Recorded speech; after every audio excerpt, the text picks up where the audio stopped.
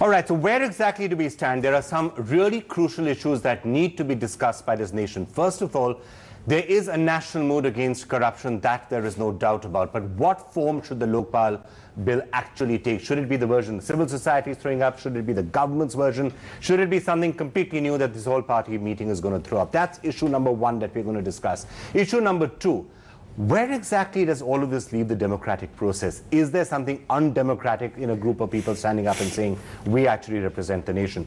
Well, before I come to that aspect, you had earlier asked a very good question that why is I always ask those questions. Is that why do civil societies... Why are you suddenly so surprised by that? Well, let me just start on that issue which you had asked earlier. The fact remains that let's forget the Bharatiya Janata Party, which may be raising the issue of corruption, or for that matter, my friend Mr. Raja and his left parties are raising the... Let's forget that issue. But the Congress, per se, which is been there in government for the last 7 years, when it chooses to ignore the voice of the opposition, whether it does or not, but I think it has been very dismissive, because when it came to the Supreme Court, it is only when the CAG gets in, when the CAG... Renuka is trying to say something to you. No, just let me complete before. When the CAG gets in, then the government gets on to, and Suresh Kalmadi goes to jail, or for that matter, Raja goes to jail. It's not when the political process is on. So it's why it has been the choice of the government to dismiss the voice of the opposition. Naturally, when the whole country has been witnessing that the Congress has chosen to completely brush aside the charges against it. Even the Prime Minister, for that matter, has always acted very lukewarm on the charges made against his minister. So now what happens? It's very natural when other people see all this happening. They get into the fray, they raise this voice, because it's a complete reaction to the functioning of the government. Okay. Now, point A. I've heard you, and I'm asking what's your view on all of this. Why did you take so long to say I'm going to come for all party meeting? The points are making a completely excellent question. Excellent question. As always, you're about as always, because this is the only way to stop you. Okay. What's the way to stop you, by the way? No, that is the question. You would always say what you want to say. By asking the point has been there that all throughout this period of time, the Congress never thought it important to talk to the left parties or the BJP or Samajwadi Party, and they are clueless about an argument which they are building up with the civil rights activists.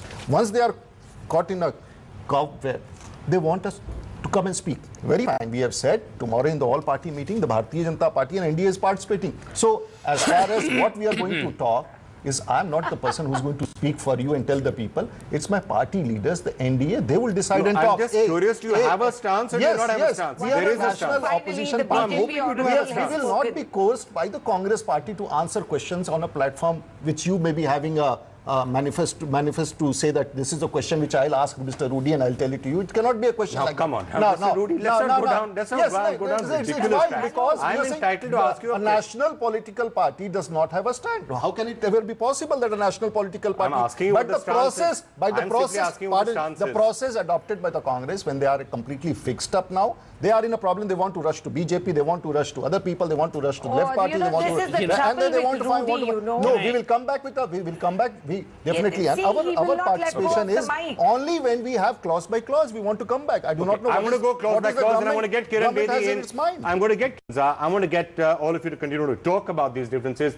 Renuka Chaudhary, the sum and substance of what the government seems to be saying, as we've heard it articulated, is that at the end of the day, this is a democracy. There's a system of constitutional checks and balances. No one power can become so large that it's a mini dictator, it's slightly dictatorial.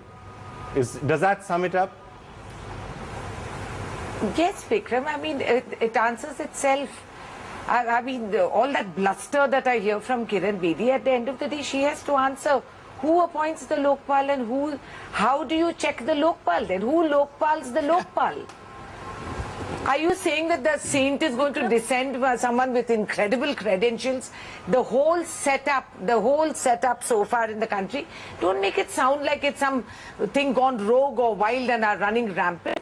There are positive checks and preventive checks, and there are checks that can be put into place even afterwards. But ultimately, you have to have a credibility of the constitutional checks that you've got to see. Okay. Someone just arrives and they're supposed to be the local news. I hear you, Mr. Rudy wants to say something. Mr. Raja, I'm going to take a break. I think this is now the nub of what the entire discussion is about. So I just want to see where everyone stands. My only submission here is there have been checks. But what the checks have been there, still so much corruption is there. So question arises whether this institution which they're talking, but at the end of the day, when these checks have not worked, people do strive to find something alternative, and this is an effort. But are you okay to with create, this? And Mr. Lodi, let us see. Let's remember one thing. You see, the people Hang on, are completely. can I just finish disappointed. Whatever the systems that we come up with. Just a second. People are completely disappointed. I agree. There is a complete chaos, people say, and politicians are perceived as people persona non grata now. I agree. Now, having said that, there is a group which is working. Let us see what they have to offer. You see what they have to offer. Their draft is public. Why do you have to dismiss it? Why is Renuka so dismissive? Why is no? We feel very strongly there is a need for a. So you back the version that you back the Jan Lokpal bill. No, there is some light there. Possibly something may emerge which may. You would like a parallel body. Yes. Let us see what they have to offer. Let us see what alternatives. If Kiran Bedi is saying something, is she saying something? They have worked on it. They are submitting it to the government. Let's get into it and find out if there is a solution. Why are you dismissing? Why are you so dismissive? I'm asking you to get into it. I was hearing Renuka that we have checks and balances. So Renuka Chaudhary, you're hearing what civil society or the Anna Hazare group in particular is saying. At the end of the day, if the all-party meeting or the government or the Congress party feels that they cannot accept everything that they say, will you be cowed down again by the fact that they might be going on a hunger strike, No. Anna Hazare?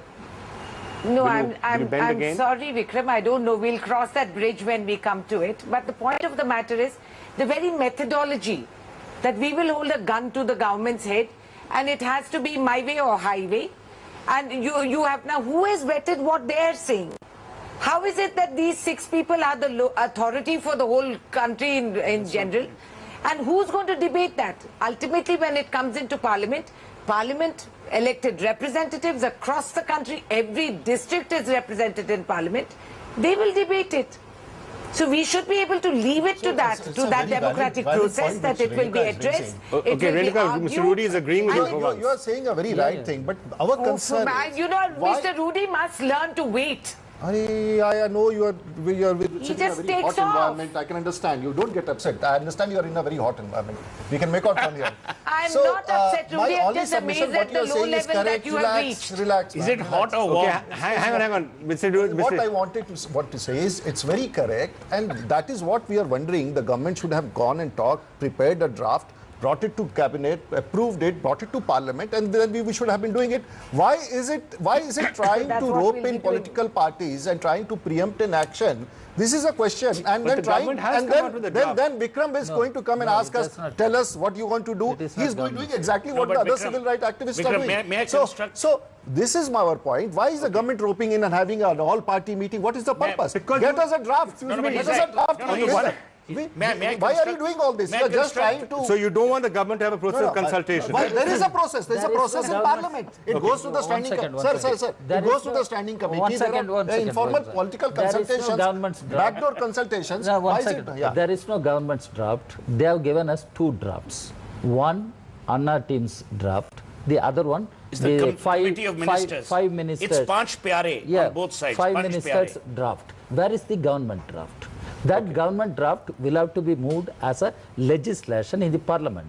Then that legislation will be referred to a standing committee. Then standing committee will invite views from various stakeholders. I agree. But do you think, Mr. Raja, I lawmaking process. Fine, I do want to ask you, Mr. Raja, what Mr. Rudy said, why start the entire thing with an all-party meeting? Is there something wrong in that, or at the end of the day, is it a good idea to start with consultation? Definitely. Initially, what should have been the government's response? When the civil society raised this issue and went for a countrywide campaign, that time government engaged civil society. All right, government should have asked them to give inputs, to give their draft. Then government should have assured them we will go to a political process. Then even Mr. Ramdev, when he announced a campaign, why the government constituted a group of ministers to go to airport? And ironically, that group of ministers was headed by Mr. Pranab Mukherjee, senior minister. Why the government behaved like that? Okay, Mr. Raja,